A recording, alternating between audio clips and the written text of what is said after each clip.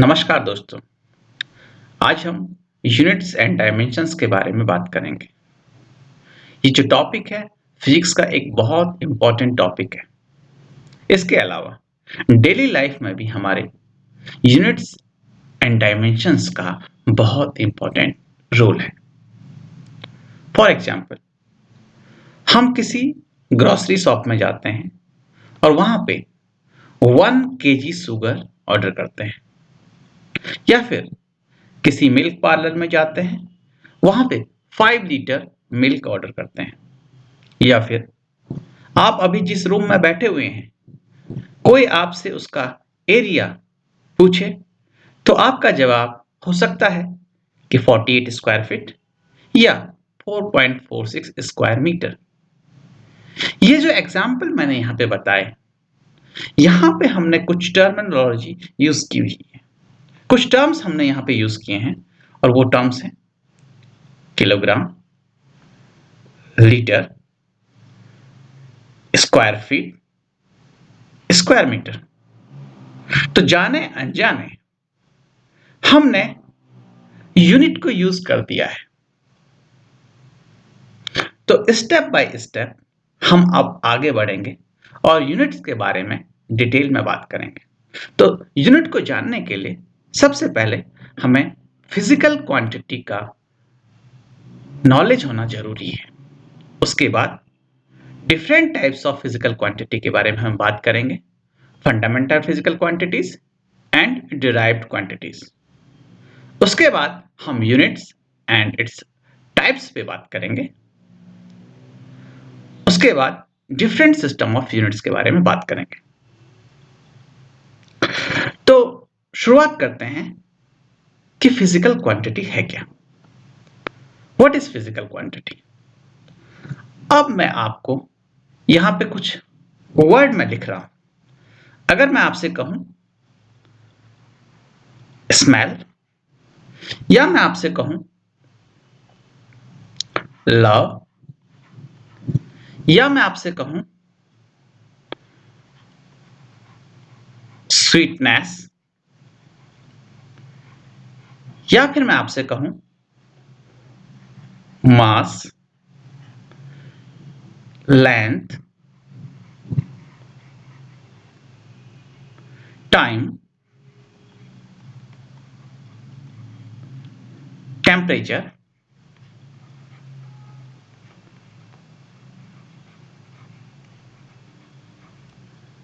और आपसे पूछा जाए बताइए इसमें कौन फिजिकल क्वांटिटी को रिप्रेजेंट करता है, तो डेफिनेटली आपका जवाब होगा मास, लेंथ, टाइम, टेम्परेचर। ये जो क्वांटिटीज हैं इन्हें हम फिजिकल क्वांटिटी कहते हैं, जबकि वहीं पर स्मेल आपका फिजिकल क्वांटिटी को रिप्रेजेंट नहीं करता है, लव फिजिकल क्वांटिटी को रिप्रेजेंट नहीं करता है, स्वीटनेस फिजिकल क्वांटिटी को रिप्रेजेंट नहीं करता है। तो अब हम इस एग्जाम्पल की हेल्प से फिजिकल क्वांटिटी के लिए एक डेफिनेशन बना सकते हैं। तो डेफिनेशन क्या होगी? डेफिनेशन हमारा होगा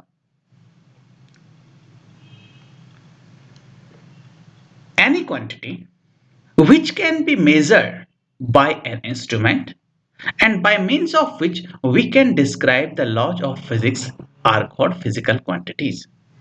इसका मतलब ये हुआ कि कोई भी क्वांटिटी जिसको हम एक्सपेरिमेंट के थ्रू मेजर कर सकते हैं और वो जो क्वांटिटी है वो फिजिक्स के लॉ को डिस्क्राइब करने के काम आ सकती है, इस तरह की क्वांटिटीज को हम कहेंगे फिजिकल क्वांटिटी। जैसे हमने एग्जांपल दिया था लेंथ, तो लेंथ को हम मेजर कर सकते हैं। हमने एग्जांपल दिया था मास, मास को हम मेजर कर सकते हैं। हमने एग्जांपल दिया था टेम्परेचर, टेम्परेचर को हम मेजर कर सकते हैं। टाइम, टाइम को हम मेजर कर सकते हैं। इसलिए हम इनको कहते हैं कि ये फिजिकल क्वांटिटी है। वहीं पे स्वीटनेस, उसको मेजर करने का हमारे पास कोई तरीका नहीं है। स्मेल, उसको मेजर करने का कोई तरीका नहीं है। लव, उसको मेजर करने का कोई तरीका नहीं है।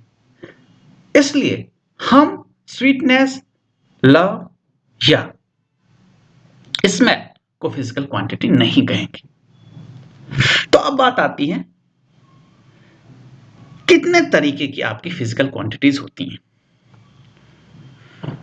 तो जो टाइप्स हैं, टाइप्स ऑफ फिजिकल क्वांटिटी, दो तरीके की आपको फिजिकल क्वांटिटी आपकी होती है। एक को हम कहते हैं फंडामेंटल क्वांटिटी और दूसरे को हम कहते हैं डिराइव्ड क्वांटिटी। फंडामेंटल क्वांटिटी क्या है? फंडामेंटल क्वांटिटी मतलब ऐसी फिजिकल क्वांटिटी जो इंडिपेंडेंट है, जिसकी डेफिनेशन के लिए हमें किसी और फिजिकल क्वांटिटी की जरूरत नहीं पड़ती है। इस तरह की क्वांटिटी को हम कहते हैं फंडामेंटल क्वांटिटी। और फंडामेंटल क्वांटिटी को एब्सोल्यूट क्वांटिटी भी कहा जाता है। For example length. अगर हम बात करें यहां पे लेंथ एक फंडामेंटल क्वांटिटी है। कैसे? अभी हम बात करेंगे। अब अगर हम डिराइव्ड यूनिट की बात करें या डिराइव्ड क्वांटिटी की बात करें, तो डिराइव्ड क्वांटिटी इंडिपेंडेंट क्वांटिटी नहीं है। Derived quantity are dependent quantity. तो डिराइव्ड क्वांटिटी किस पे डिपेंड करती है?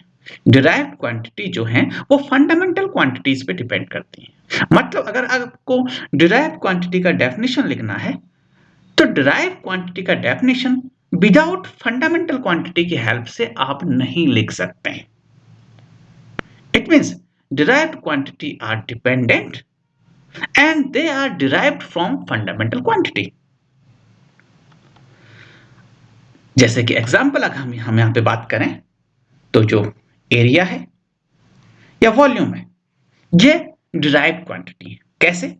अगर हम यहां पे एरिया की बात करें तो एरिया क्या होगा? लेंथ, हम लिख सकते हैं इसको length into length, length into length, ये क्या हो गया? Area, right.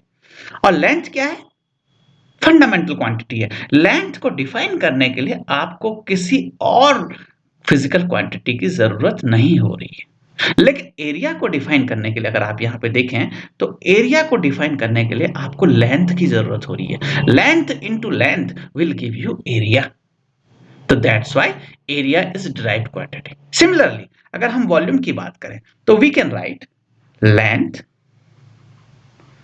इंटू लेंथ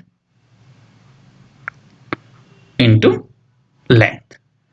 तो इट मींस अगेन आपका जो वॉल्यूम है वो लेंथ पे डिपेंड कर रहा है। That's why volume is a derived quantity. Now अब हम बात करते हैं यूनिट की। यूनिट है क्या? तो to measure any physical quantity we need a standard unit of that quantity.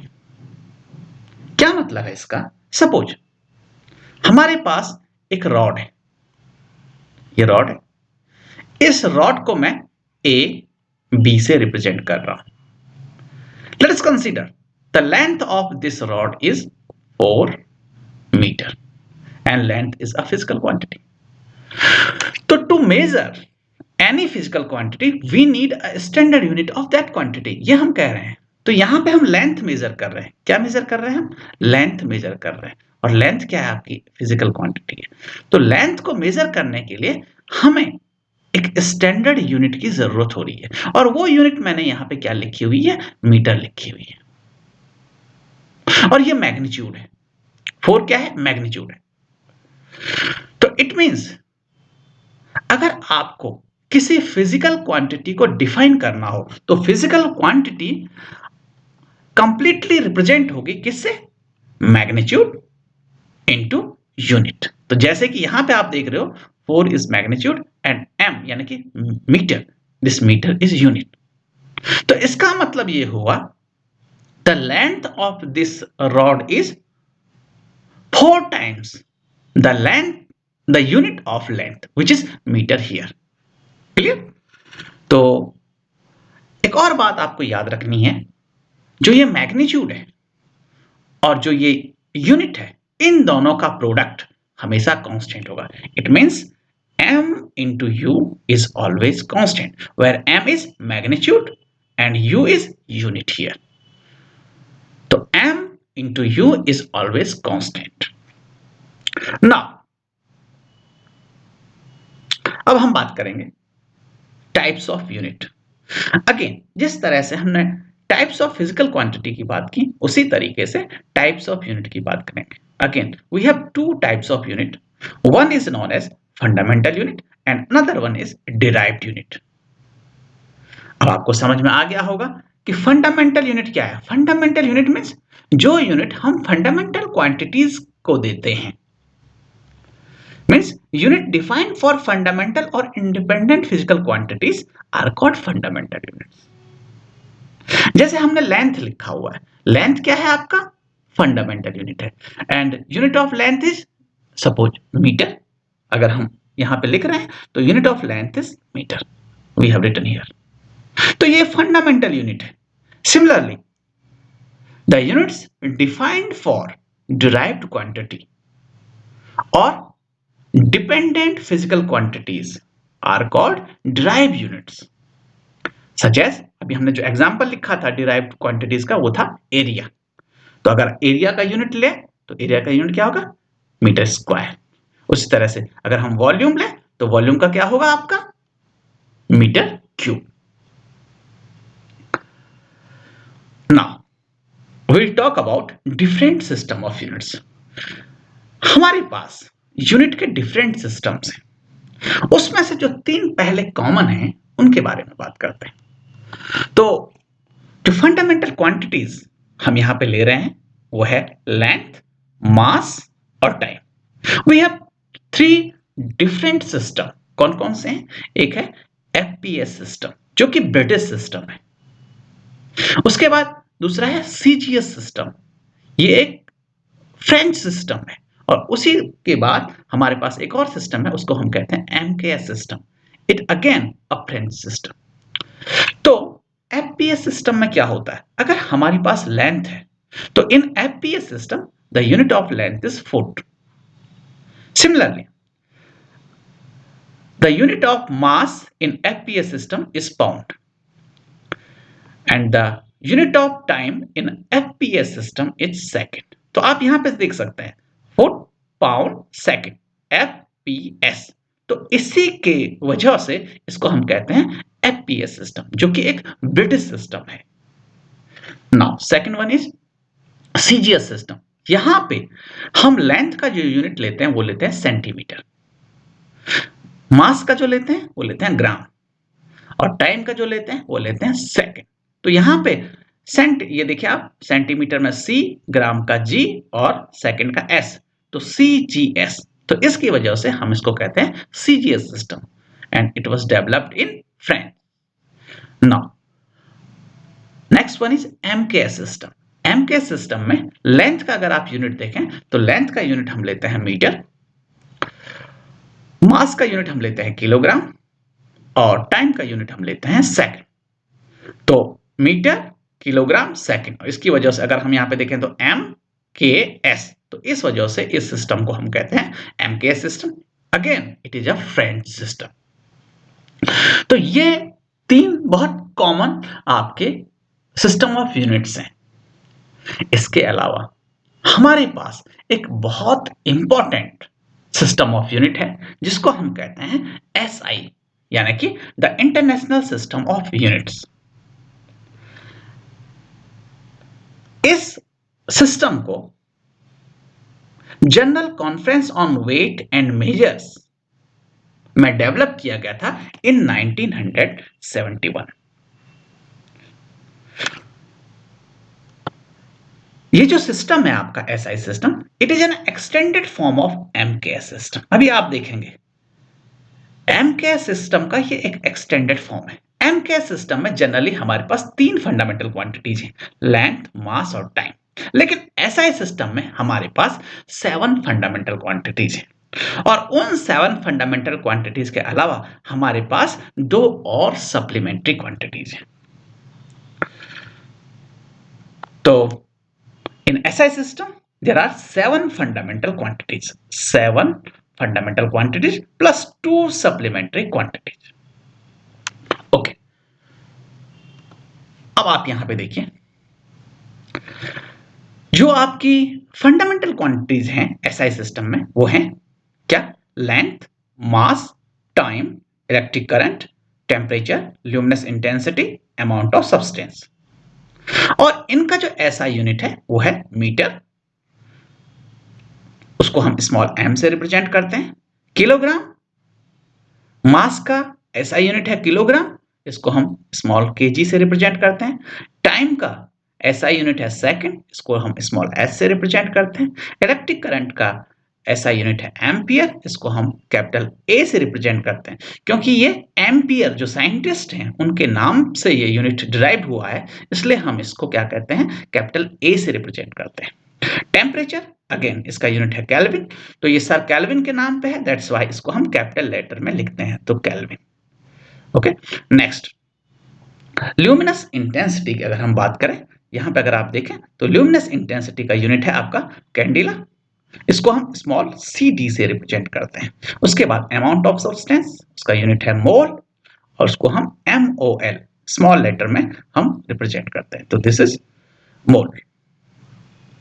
Okay, in 7 quantity, यहां पे जो हमारे पास 7 क्वांटिटीज हैं, जो 7 फिजिकल क्वांटिटीज हैं, इनके अलावा हमारे पास 2 सप्लीमेंट्री क्वांटिटीज हैं, plane angle and solid angle. Plane angle का ऐसा यूनिट होता है रेडियन, इसको हम RAD से रिप्रेजेंट करते हैं। और सॉलिड एंगल का आपका ऐसा यूनिट होता है स्टेरेडियन, इसको हम स्मॉल st से रिप्रेजेंट करते हैं। ओके, नाउ क्या इसकी खासियत है, क्या इसके एडवांटेजेस हैं एसआई सिस्टम के, उनके बारे में थोड़ा बात कर लेते हैं। तो सबसे पहला सिस्टम है, सबसे पहला जो इसका एडवांटेज है वो है कि SI system is a coherent system. It is a system based on certain set of fundamental units. अभी आपने देखा कि जो एसआई सिस्टम है उसमें 7 fundamental quantities plus 2 supplementary quantities है, तो that's why it is a system based on certain set of fundamental units, so it can be used to obtain derived units. तो हम डिराइव्ड यूनिट को obtain करने के लिए, डिराइव्ड यूनिट निकालने के लिए हम आसानी से हमारे पास जो सेट ऑफ फंडामेंटल यूनिट्स हैं उनका यूज करके हम डिराइव्ड यूनिट्स को बहुत आसानी से कैलकुलेट कर सकते हैं। तो ये एक इसका ये फायदा है कोहेरेंट सिस्टम। उसके बाद दूसरा जो फायदा है वो है रेशनल सिस्टम। रेशनल सिस्टम का मतलब क्या है? It assign only one unit to a particular physical quantity. मतलब एक फिजिकल क्वांटिटी के लिए एक पर्टिकुलर यूनिट यहां पे ये असाइन करता है। इट मींस अगर आपका फोर्स है तो फोर्स का unit in SI unit will always Newton. अगर वर्क है तो वर्क का यूनिट जो होगा वो होगा जूल। ओके, उसके अलावा ये जो एसआई सिस्टम है it is very close to CGS system and can easily be converted to CGS units. Next, metric system. Different units of same physical quantity can be expressed as a power of 10. क्या मतलब है इसका?